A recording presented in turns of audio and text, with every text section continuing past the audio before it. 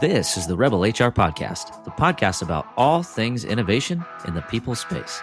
I'm Kyle Rode. Let's start the show.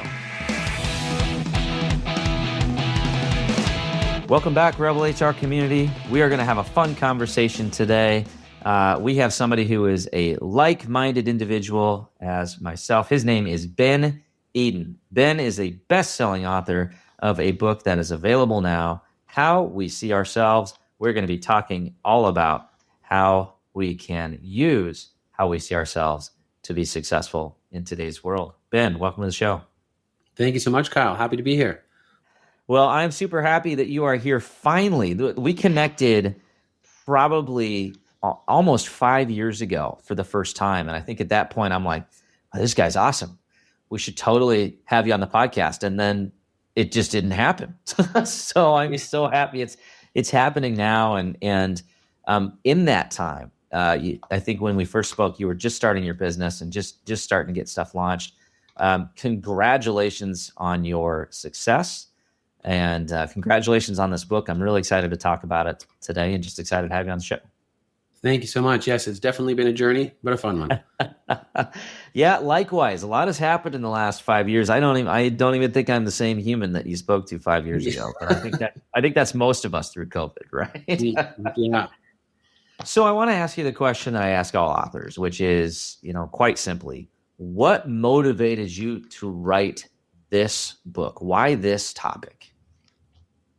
Well, I'll jump right into a short story. Does that sound okay? Perfect. Awesome. So yeah, even growing up, I never really had the idea nor the goal to write a book, but it came to me over the last few years, and here's why. The book is called How We See Ourselves, and it's all about how self-perception drives not only the success that we achieve, but the happiness we experience along the way. So I learned this when I was an HR executive, and I had done what most of the world teaches on how to achieve success.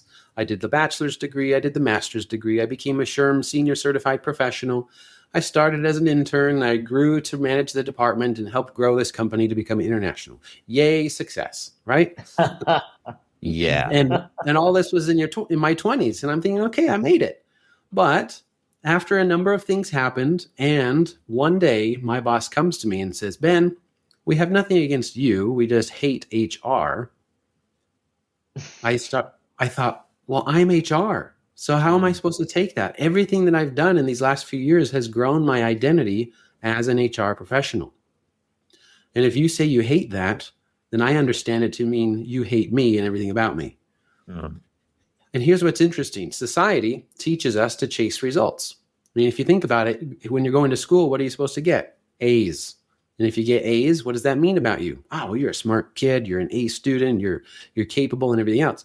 But what if you get an F? What does that mean about you? Well, it means you're a failure. At least that's how people interpret it. But the interesting thing is an F grade does not mean failure. It means a failing grade. But we don't talk about it that way because we too quickly identify ourselves based on the results that we have. So learning this, even as I was an HR executive in my 20s, and everybody's like, dude, you made it. You got the picture perfect life, traveling the world and having all the things. I was suffering in silence because now I thought, well, who am I? I felt undervalued and unwanted and even a necessary evil. Yeah. And when you feel this way, when your confidence is shot, you either underperform or you overcompensate.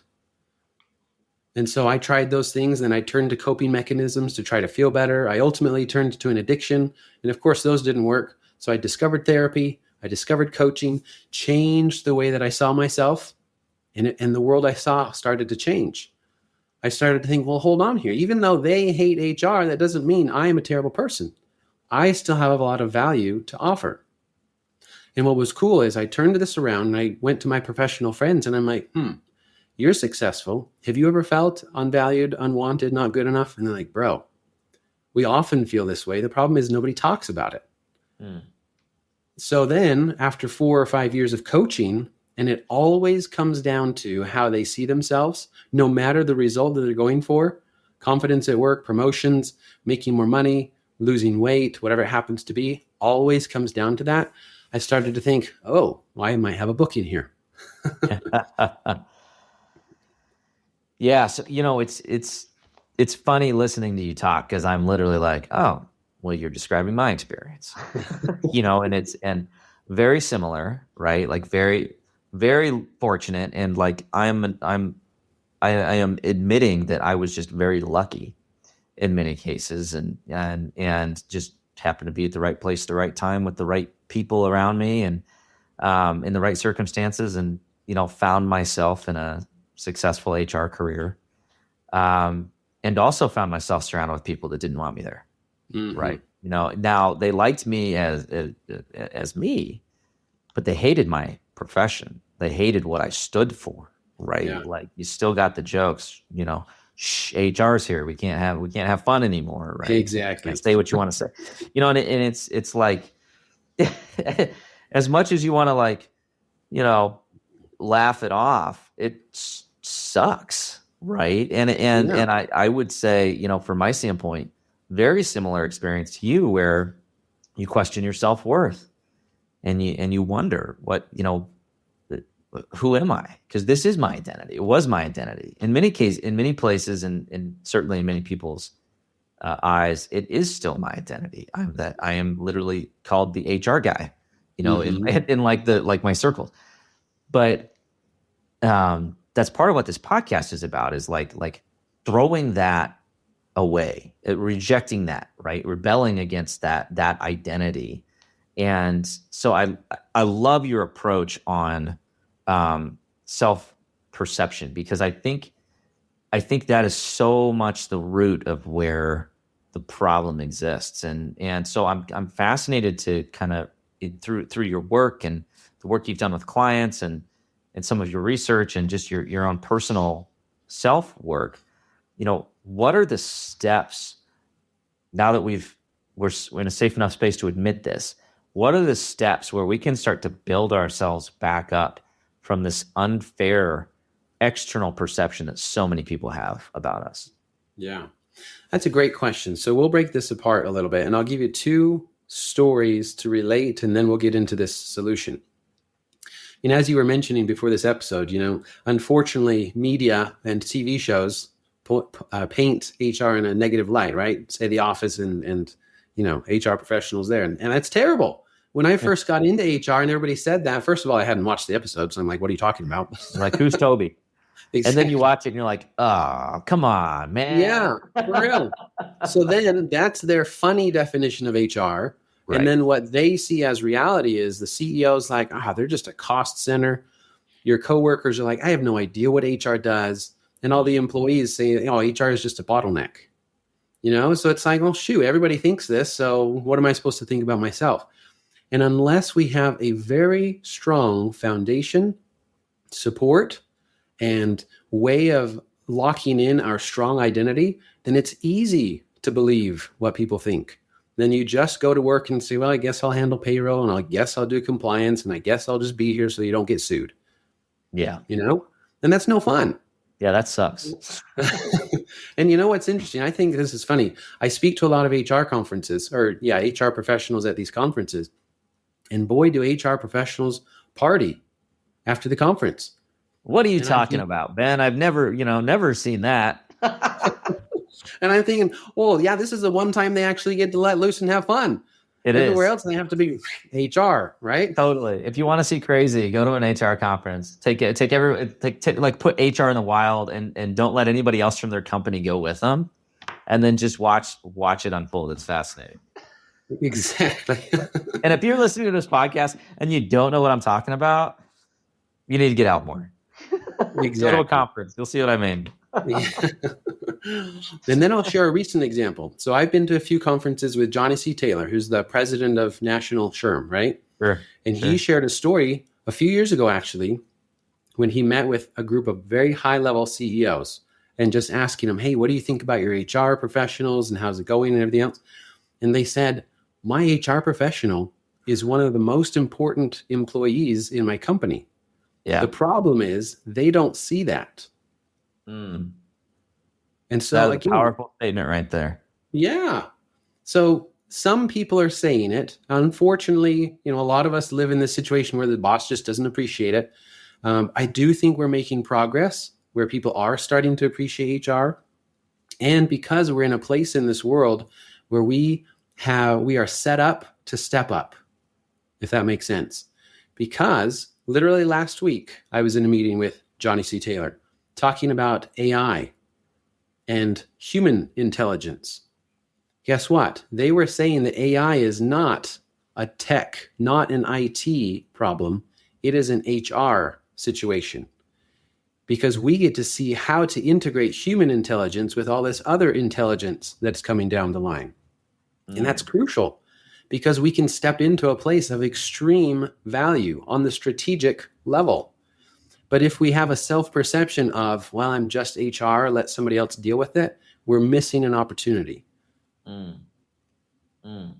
I love that, and I couldn't agree more. We're supposed to be the experts on, like, how to work, and sorry, I'm distracted. There's somebody carrying a really cute baby outside the window. Anyways, talk about like human intelligence. I'm like, what is that? And since we're going to edit this, I'm going to pause. Your image is frozen, but can you hear me and see me okay? I can hear you and see you. Yeah, it will, like, the Zencaster will like lag it, and then it will catch back up. So you're good. Okay, perfect. Which is funny. I'm like literally plugged in my office, fiber optic internet. So whatever. Anyways, no. Okay, rewind, edit this out. Thank you. Okay. I could not agree more about the importance of HR taking ownership of things like AI. It's a great like kind of a case study on, like, hey, we need to like own this and don't understand it. We need to become the experts on it, because we're the experts on how to do stuff, or we should be, right? We should be making sure people understand what their job expectations are, how work is designed, how's the org structure designed, and how AI fits into that in the day to day, and how we can integrate that. And oh, by the way, how we can keep people from freaking out that they're not like losing their jobs if AI starts to, like, there's all these different aspects of AI that we just need to embrace and help people figure out. Right. I'm totally with you. But that's a really great example of, like, we have an opportunity to step up. Right. Like, there's so many of those other situations that have happened just in the last 5 years. Right. I like to say all the time, like, okay, if it's not us stepping up and helping our organizations out, then who is? Right? Like, we're supposed to be the experts on people, and most of this stuff's been people problems, right? Yeah. Or rather, people challenges and opportunities for us to help figure out. Yeah, and to your point, if we don't step up, guess what? Somebody else will, who's much less qualified. Right. Won't solve the problems as they need to be. Yeah, I couldn't agree more. And I think the statement you made about those CEOs, right, that where they find HR extremely important.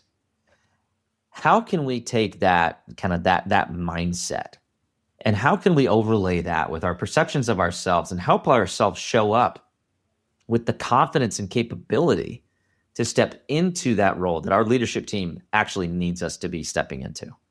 Yes, good. So I'm going to get to that right now.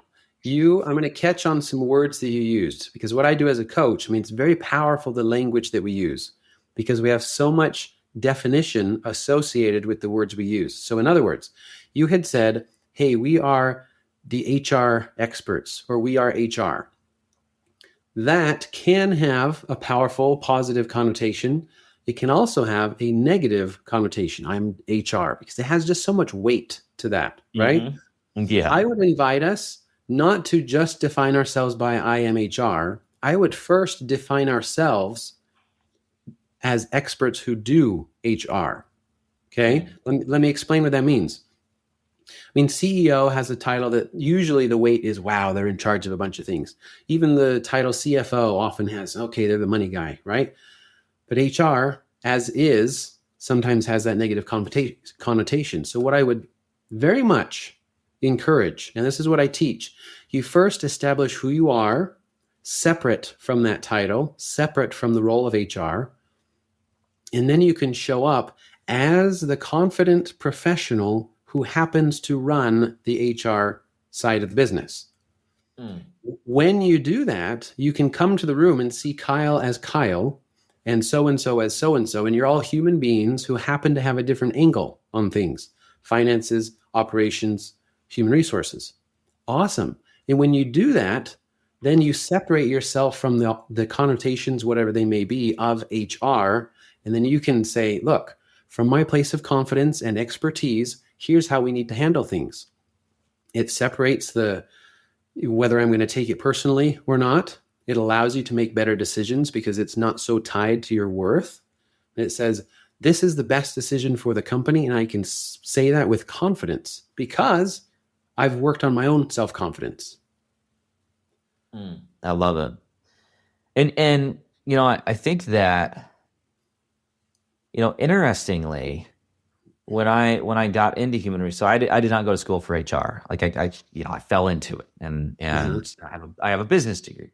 I was in operations and IT before human resources, and I've always identified myself as I'm a business professional that happens to do HR, right? Like Yes. that's kind of how I've described myself as and I would tell you that the business leaders that I've interacted with and worked with over the years have appreciated that my perspective and perception is specifically from a business, like a holistic business lens, not just like a very short-sighted, like it's just HR, right? Like a tunnel Mhm. kind of a view. Um, but the reality is, I think so much of that is because that's just the identity that I've projected from the beginning, right? I'm doing the same thing that most HR professionals do. I'm focusing on compliance and making sure we're paying equitably and fairly, trying to, be a good coach, identify great talent, make sure we have great recruiting practices. I'm doing all the same stuff, but I'm showing up in a way where my identity is broader than the role that I play, right? And so I Yes. think Yes. I think like anchoring to that difference of identity, while it might seem really subtle, it's a big deal, right? And eventually, if you identify as a certain thing, eventually you start to believe it, right? So even if 100%. you don't like necessarily know exactly what that means. Yeah. Now, I'll add to that with this little example and story. In my book, How We See Ourselves, I talk about what's called the Eden model, and it breaks down sections of how our brain works. Okay. Most of us focus on results. So we focus on behaviors and say, well, since I'm HR, I have to do this. Mm, And even in business, you have to do this to get this result, work more hours, whatever it is. But we don't talk about are the emotions we experience, the thoughts we have, and everything else. So the point that I'm getting at is by using the model correctly, which is upside down compared to what most of people experience, is you identify yourself as you want to be as the person who's going to get those results first. Most people say, okay, the result, I'm going to chase it, but based on who I am, it's not going to work. So here's the example. She just read my book. I've never coached her, but she read my book and she's like, this is amazing. Because about 10 years ago, she was very active in the gym. She had grown up being an athlete and loved being athletic. But for the last 8 years, she had struggled to go to the gym. She had struggled to just be active and be proud of her body. She had done all of the important things, reading the books, trying the diets, doing the things, but nothing was working until after she read my book and learned the importance of identity. She simply told herself, I am an athlete. And because she saw herself that way and believed it, when she told me this story, she had been going consistently to the gym for the last 13 weeks. awesome. So it's super powerful. How we define ourselves influences everything else that we do. To your point, if I'm just HR, how are you going to act? Or if I'm a business expert who happens to run HR, how are you going to act differently there? Yeah. Or if you are a very confident human being who makes a difference in this world, who has a passion for human behavior and how it can impact the business results, who happens to be in charge of HR, imagine the results that that type of person will get. Can you sense the difference? Yeah. Yeah. It's a really, really powerful thing. I think it's fascinating. And there's a litany of research around this. And I know you're a parent, like if your kids identify as being a certain way or not, their behavior is and the outcomes is actually drastically different. Like, so, if you like for me, like I tell my kids, you know, we are kind, we are roads. That's who we are. We are kind as people. That's a really powerful ripple effect for them to believe, right? And hopefully, if I'm doing everything else right, hopefully they turn out to be kind human beings when they grow up, right? Like Yes. that's the hope. And I think it's the same. It's that same concept that so often I think we trick ourselves into being less effective than we are. Or I think the other thing I'm fascinated to get your opinion on this is I think in HR we have a lot of people who are people pleasers, naturally like people, want to be liked.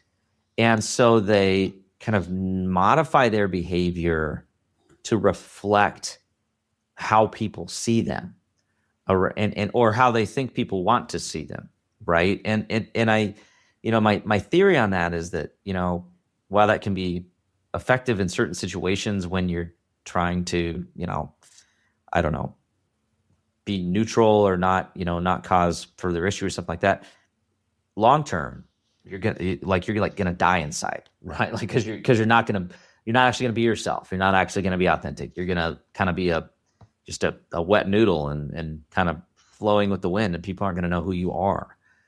So for those of us that are maybe struggle with that, where it's like you're trying to get people to like you, or you're aware that there's a negative perception, you're trying to modify that. How can we do that without like losing our core identity or our sense of self? So the question is, how can you adapt to people and enjoy being with people without losing your sense of self? Was that the Yeah, question? yeah, yeah, Okay. Well, what it comes down to first is the hard work of knowing who you are in the first place. hmm And I say it's hard or can be hard because unfortunately, most of us have gone through society being defined by our experiences, our results, and our relationships. And we've had to change color so many times, to fit the mold of wherever we are, and it's exhausting. And to your point, at the end of the day, you're like, I have no idea who I am. Or I've identified myself so much with this role because this role is currently working. But then when they consider leaving or changing their career or changing whatever it is, they're like, there's no way I can do that because I have no idea who I am outside of this role or this title. So it does take work. And I won't say there's a magic answer to it, but I would invite you to ponder after you listen to this podcast and just ponder this question: who am I outside of my HR role? And you will probably, it might be some serious introspection. You may not like it, it may be uncomfortable. And I will say, and it will be very rewarding. Okay. I would invite you to journal, write these things down, get it out of your head and see what you write. And if you're thinking wow, this is a bunch of negative stuff. Okay. Awareness is first. And then we can decide, well, who do you want to be outside of your HR role? And that's where some powerful transformation can occur. Where you can add to it is supporting or surrounding yourself with the right people. If you have a community, be with them. Help, be in a place where people can see you outside of your HR role. That helps decide an identity. If you believe in a higher power, God can tell you those things, right? So there's a lot of elements that can help you understand who you are outside of your HR role. But it is crucial to understand that because otherwise, back to your point, sometimes we define HR as, well, I got into HR because I'm a people person. I like being with people. I want them to be happy at work. I want to make the termination not feel so bad. And well, that doesn't work. Yeah, So yeah, knowing who you are outside of the HR role helps you perform even better in the HR role. And how do you adapt to people? Well, because you understand yourself, you have a much better understanding of others. And you can respond in, some adaptable ways in the how to win friends and influence people, right? You can say, great, I know how to listen. I know how to ask questions. I know how to talk about what they like and all of the tactics that are important without you having to change who you are. yeah. I love that. I think it's really interesting because there's so much power in being authentic, right? And so often when we say we're people, we're just trying to find some point of connection, Right. right? Like don't necessarily want everybody to like us, but we're seeking something, right? And I think in general, that's most people that like are extroverted, right? Like we're just trying to connect with others. It's how we gain energy. It can be really really enjoyable, but in order to show up for others, you have to be able to show up for yourself, right? Like you Yes. have to know who you are. And I'll just an example that I'll use. So, I used to be the guy that was like super professional at work. Like I didn't blend personal, professional at all. And, I showed up kind of and I played the part really well. Right. But that's really what it was. It was like I felt like I was an actor. Mm. Right. What's interesting is through a couple pivotal moments and through community work, through some volunteer work, I had a couple light bulbs go off where it's like, hey, I want to fight for this cause for this nonprofit, and I'm gonna do that, and I'm not gonna be ashamed of it. I'm gonna share it broadly within the organization that I'm doing it. And guess what happened? Other people started to find benefit in that or saw me as a human being, and then I was getting brought into other things, and my career actually took off specifically because I chose to start to be kind of myself within the context of this professional persona that I was building. And Yeah. so, I could not agree more that once you find that thing that makes you tick and who you are, and you start to do that work, good things happen both personally and professionally. And for me, that is kind of the secret to success. And at the end of the day, I think you would agree with this. I think that's how you make work more fun and enjoyable, right? When you when you can actually show up as your whole self and and do that work in a way that's like fulfilling your own self identity. Yeah. That's great. This thought came to my mind. And it's this aspect of a different mindset, but also an element of fun. So try this. Instead of introducing yourself and saying, hey, I am HR, you say, I am Kyle. My name's Kyle. I do HR. That feels so different. And then Yeah. somebody's like, oh, Kyle, tell me about you. And not just, oh, I'm HR. What the heck does that mean? Or I already know what that means. I couldn't agree more. I one of the best facilitator tricks I've ever seen, and it's not even a trick. It's just who he is. One of my dear friends, and he's been a guest on this podcast before. His name's Bob Kelleher. Before he does a presentation, he literally shows a slide with him about him and his family, and he's a family man, and he just talks about who he is as a human being before he talks about all the accolades, and he's got all the accolades and all the books and the bestsellers and the story career, but it's Bob the man that gets people to buy in before Yes. Bob the guy who literally wrote the book on employee engagement, right? It's Uh-huh. like that's exciting and interesting for me just because it's like I'm like, wow, that's really cool. But I love Bob because of who Bob is, not because of Right. what Bob has done. To go circle all the way back to where we started this, right? It's about who you are, not your accomplishments, right? Not the grade that you get in school. So I love that. I love that approach. So we're coming kind of towards the end of our time together. I warned you when we hit record. I'm like, we're gonna just get warmed up, and then Yeah. then it's gonna be over, right? Hmm. Um, we're gonna shift gears. I'm fascinated to get your response to the Rebel HR Flash round. Are you ready? Ready. All right.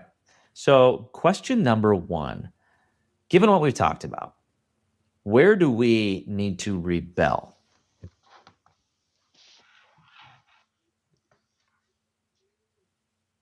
Sorry, repeat the question. Where do we need to rebel?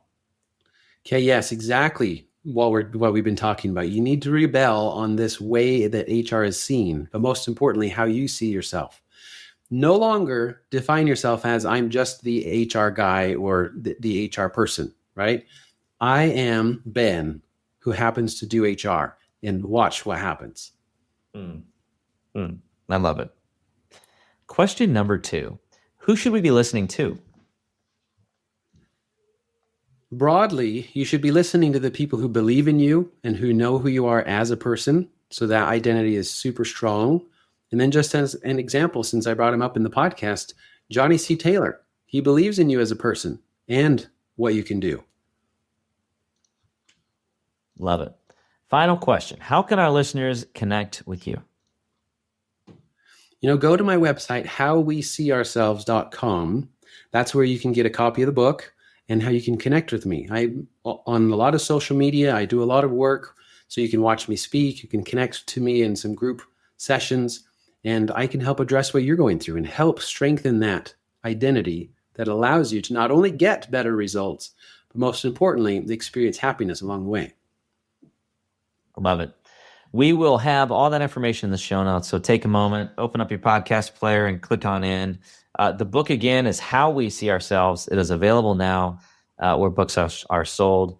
Best-selling title. And congratulations again to Ben on all your success. And thanks for spending just a few minutes with us here today. Thank you so much, Kyle. All right, that does it for the Rebel HR podcast. Big thank you to our guests. Follow us on Facebook at Rebel HR Podcast, Twitter at Rebel HR Guy, or see our website at rebelhumanresources.com. The views and opinions expressed by Rebel HR Podcast are those of the authors and do not necessarily reflect the official policy or position of any of the organizations that we represent. No animals were harmed during the filming of this podcast. Baby.